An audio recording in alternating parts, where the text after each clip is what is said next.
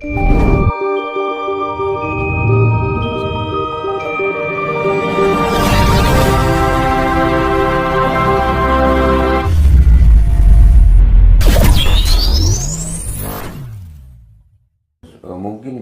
zaman-zaman sebelum kayak ada zaman Lemuria dan lain sebagainya itu nanti akan muncul kembali?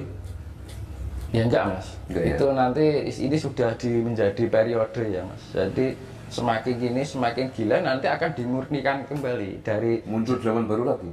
enggak. Jadi zaman Rupantoro ini akan berpindah ke peradaban lagi. Nah ini masa transisi untuk perpindahan zaman ke peradaban yang berikutnya kan tadi saya menunjukkan 8 ya. Iya. Kan baru 7 ini Rupantoro. Zaman periode ke-7. Nah ini kan zamannya kan sudah dilihat kita alamnya itu loh.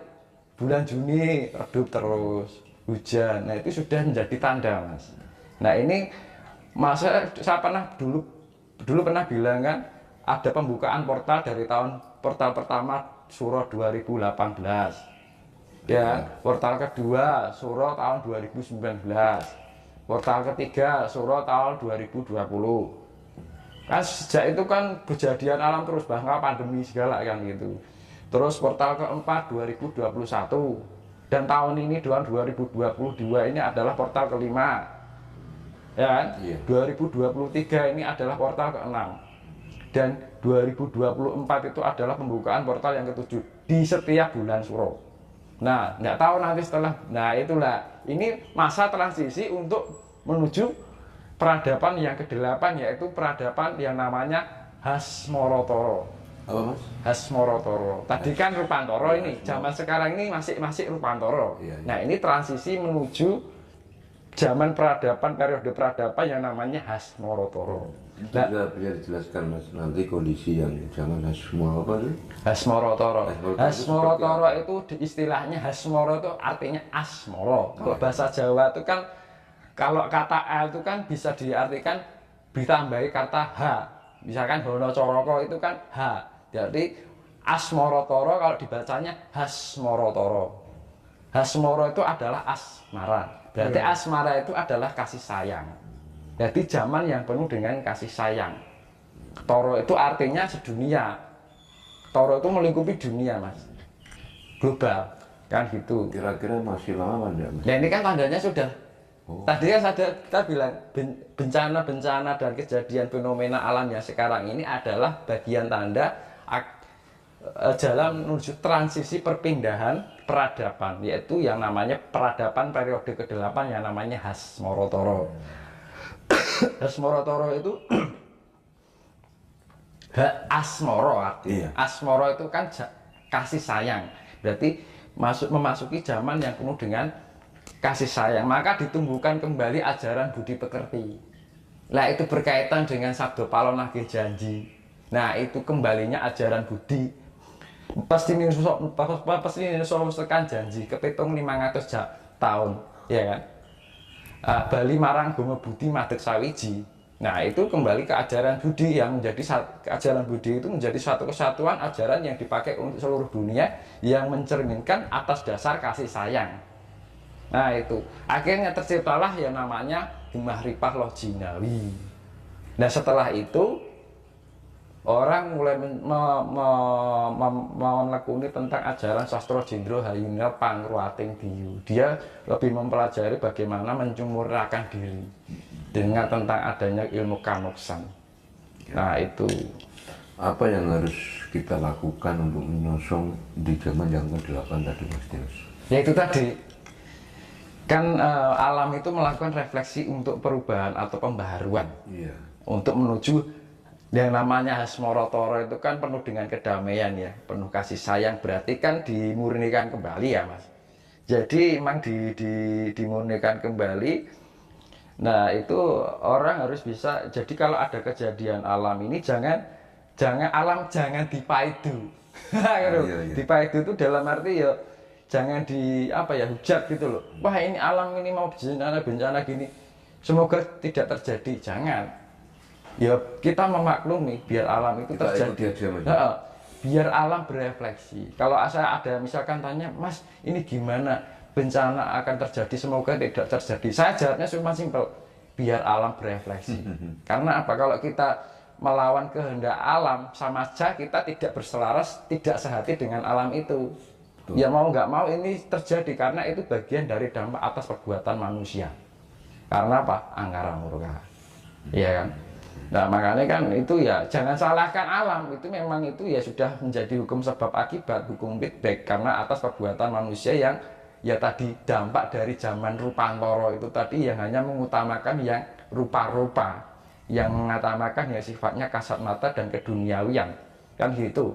Nah dampak dari zaman Rupantoro ini berakibat adanya gejolak alam. Ya kalau ketika ada alam ya jangan bilang semoga tidak terjadi, itu melawan kehendak alam. Kan kita berarti tidak bisa memaklumi dengan kondisi alam. Kenapa alam begitu? Nah kita harus memaklumi dan menyadari kenapa alam begitu. Ya kita harus mengikuti dengan seiring dengan kehendak alam. Oh ini alam sedang berefleksi. Nah kalau ketika alam sudah berefleksi, apa action yang kita lakukan? Ya kita harus bisa menselaraskan sehati dengan kehendak alam. Jangan kita melawan kehendak alam, nanti akan berbenturan energi nanti. Kalau kita melawan alam misalkan ini alam bergerak ke timur, ADW bergerak ke barat, kan benturan mas. Nah ketika alam bergerak ke timur ya ikuti aja, ketika alam ini bergerak kencang ya kita ikuti aja gitu, jangan melawan.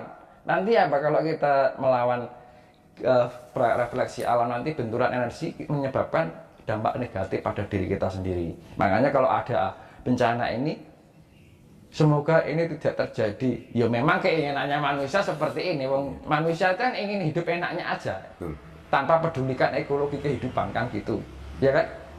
Nah makanya yang action yang kita lakukan apa? Biar alam berefleksi, karena ini sudah menjadi ketentuan refleksi alam untuk menyamankan diri alam itu. Karena ibaratnya alam itu sudah tidak nyaman lagi. Alam ini merasa gatal dengan perilaku manusia. Ketika alam itu gatal, ya garuk-garuk mas. Gitu. Contohnya kita kalau kena nyamuk kan garuk-garuk kan gitu. Lah makanya dalam istilah Jawa kudu bisa keri ono ing sak selaning untuk garuk. Kita harus bisa terlewati dari sela-sela garu yang menjangkar, jadi diarani cokro panggilingan kan gitu. Jadi masa-masa penyaringan agar kita tidak kena jaring gitu loh.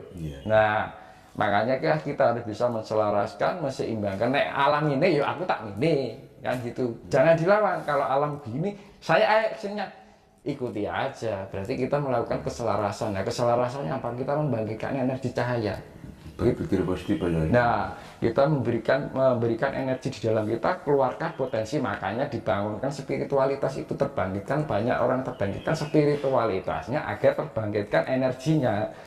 Kalau energinya terbangkit itu akan timbul cahaya. Makanya akan terjadi urip iku urup. Nah, memberikan kehidupan, pemeliharaan, kita bisa memberikan pelayanan pada alam semesta ini. Yang ngono. Lah pelayanannya ya kita memberikan cahaya di dalam kegelapan kehidupan ini. Makanya di saat alam ini menerima kegelapan ya kita harus bisa menjadi cahaya penerang gitu loh. Terus ini mas, bagaimana penjelasan tentang alam 7 lapis itu mas, bisa dijelaskan? Ya alam 7 lapis itu kan ya 7 lapis itu kan ada mikrokosmos dan makrokosmos. Nah, mikrokosmos itu contohnya alam fisik, alam adat, alam alam fisik, tubuh fisik kita ya kan terbentuk dari 4 zat cair, zat padat ya. Zat cair itu ya air, tanah, api, udara. Nah itu tubuh kita terbangun dari 4 zat itu. Nah zat itu lebih lembut lagi adalah sel atau sel inilah. Sel itu lebih lembut lagi ion, nah, lebih lembut lagi ke atom, lebih lembut lagi ke quark, ya kan? Lebih lembut lagi ke yang nama Higgs-boson sampai pada tingkat ke-7 yang sudah tidak ada nama, sudah tidak ada bentuk, sudah tidak ada wujud, sudah tidak ada rasa, namun ada. Contohnya apa mas itu?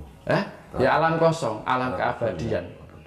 Jadi istilahnya ya ngalam suwung, hong wilahing. Hong itu kan artinya suwung. Wilahing itu adalah penyatuan dari 5 unsur alam. Unsur alam itu air, api, tanah, angin, ruang. Ruang itu adalah angkasa. Nah itu suatu lingkupan, yaitu unsur dasar dari alam semesta ini. Makanya kan dari terwujudnya 4 unsur alam menjadi kosong angkasa. Jadi Ibu Pertiwi akan terwujud dalam satu kesatuan dalam Bopo Angkoso, itu adalah ruang kosong. Tidak ada rasa, tidak ada wujud, tidak ada nama, tidak ada sebutan.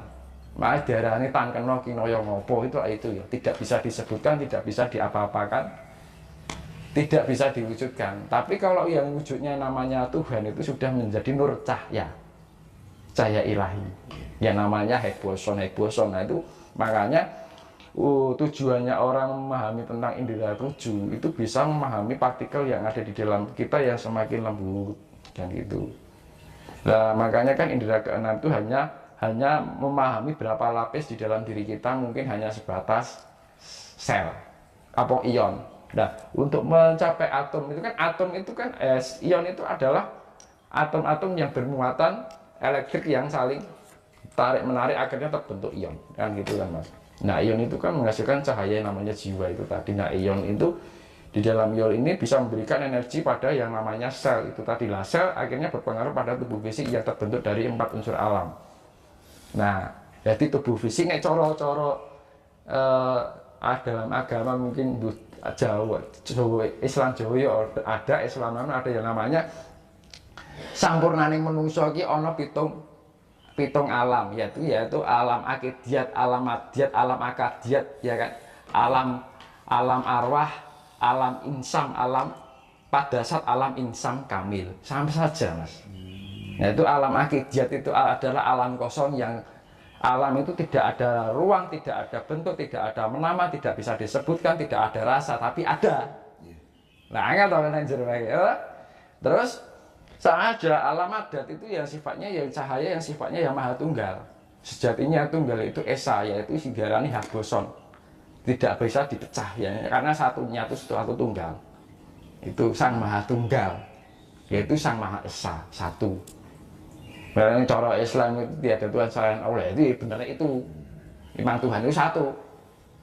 Tapi cahaya Tuhan itu bisa bercabang-cabang, mewakili yang namanya atom. Oh, no. Berarti kan alam akidat, alam adat, alam padasat sama saja Mas. Alam arwah, terus alam insam. Ya, alam insam atau masal yang cara Islami. Terus alam padasat itu ya alam iblis, malaikat kan gitu. Terus sampai insam kamel itu terbentuknya wadah manusia, alam fisik ini. Itu yang namanya itu jagat alit. Jagat gede ya ada lagi, kan gitu.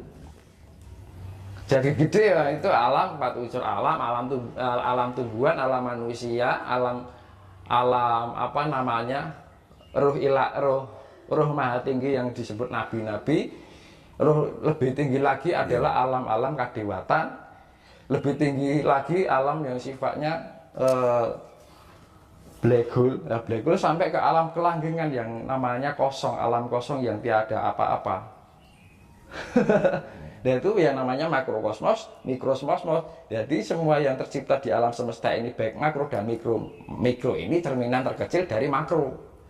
Sama saja, itu yang namanya 7 lapis kehidupan di dalam diri kita. Nah, untuk mencapai itu ya sama saja. Kita mencapai, kalau secara makro, indera keenam itu hanya melingkupi horizontal yang ada di bumi. Secara makronya lah Mas. Tapi kalau indera ke-7 sifatnya vertikal, dia sudah mencapai lorong yang sifatnya ruang yang sudah mencapai ruang angkasa, bahkan mencapai ke black hole yang namanya lapis ke-7 sampai ke lapis lapis 6 sampai lapis ke-7 yang sudah tidak ada apa-apa lagi. Kan gitu. Nah, kalau di dalam diri kita juga ada indera ke-7. Itu kalau indera ke-6 hanya sebatas alam ion atau roh rasa. Tapi kalau menuju ke atom yang partikel yang sangat lembut itu diperlukan adalah indera ketujuh. Ketika kita indera ketujuh sampai ke quark, Higgs boson, sampai benar-benar kita di dalam kekosongan yang secara mikro. Makanya diarani Hong Wilaheng. Sebentar Mas, terkait dengan alam 7 lapis tadi itu ya, apakah itu yang dinamakan dengan langit Satuju itu? Ya, langit Satuju itu ada dua, Iya. alam mikro dan makro. Nah, langit Satuju itu langit yang ada makro di sana, Iya. dan di dalam diri kita itu ada berapa lapis, bukan langit kalau diri kita lapis. Lapis Ya, lapis partikel. Bahasanya itu partikel zat, partikel sel, partikel ion, gitu, partikel atom, partikel quark, partikel Higgs boson, sampai ke tidak ada sebutan lagi yang namanya alam suwung. Makanya di dalam Hindu atau Buddha itu ada setiap doa mesti Hong Wilaheng, Hawek Namastu Manasidam Sekaring Bawana Langgeng Hom Santi Santi Hom Para Cukurcat Kolo Seno Hom Sri Mangandel Mangureng Talamoso Hom Namu Sahejri Kaulo Kahadekaken. Nah makanya kan diani Hong Wilaheng, Hawek Namastu Manasidam Sekaring Bawana Langgeng.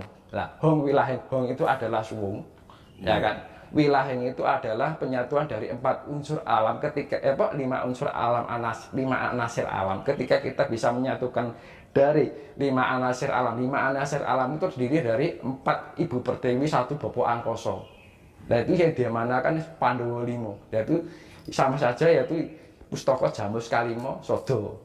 Nah itu 4 anasir. Nah kalau kita sudah menyatukan ibu pertiwi bapak angkoso, 4 ibu pertiwi 1 bapak angkoso, yaitu tanah, angin, air, ruang.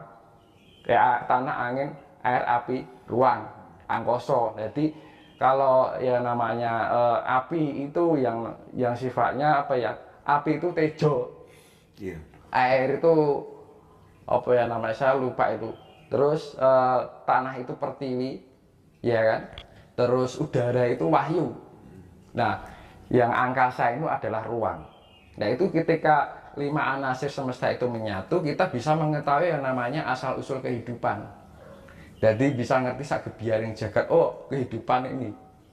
Kita bisa mengenali asal-usul permulaan jagat gede dan jagat cilik diciptakan, sampai bisa mengetahui masa depan dari makro dan mikro itu. Makanya diarani wong ngerti sak durung winarah kan gitu. Kita bisa membaca masa lampau dan masa depan. Iya. Ketika orang itu bisa benar-benar menyempurnakan dan menyatukan maji yang dulunya satu tunggal terpecah akhirnya menyatukan menjadi satu tunggal lagi. Makanya diarani itu adalah Pustaka Jamus Kalimo Sodo, itu adalah yang menjadi 5 unsur itu untuk dijadikan satu tunggal kembali. Ketika orang itu bisa menyatukan satu tunggal ini, bentar. Kalau menjadikan satu tunggal ini, maka orang akan mengetahui asal-usul kehidupan baik jagat gede, jagat cilik, sampai bisa mengetahui masa depan dari jagat alit, jagat gede. Nah itu. Mas, terkait dengan Jamus Kalimo Sodo itu kan banyak beberapa versi kan. Ada yang mengatakan bahwa Jamus Kalimo Sodo itu juga apa tuh? Kalimat sadar. Nah, itu sebetulnya Kalimat sadar itu kan wong saiki otak-atik gathuk. Ya, Ya kan zaman dulu itu enggak ada kalimat. Kata kalimat itu enggak ada. Nah, itu Kalimo Sodo. itu Mas dituliskan Mas itu. Kalimo Sodo itu kan dibentuk dari bahasa Sanskerta. Kalimo itu ada 5, Sodo itu manunggal yang jadi satu, yaitu ya tadi Hong Wilaheng. Jadi Hong itu di dalam alam kesuwungan, di dalam alam kekosongan. Itu kita bisa menyatukan 5 unsur alam semesta atau 5 anasir alam semesta: air, angin, tanah, api, ruang. Berarti 4 sifat air, tanah, api, air, angin, ini sifat ibu pertiwi, ini bobo angkoso. Nah ketika 5 anasir itu menjadi satu, itu adalah menjadi satu tunggal. Itu yang namanya artinya itu kita bisa menyatukan 5 anasir itu menjadi satu tunggal. Nah ketika kita sudah mewujudkan satu tunggal itu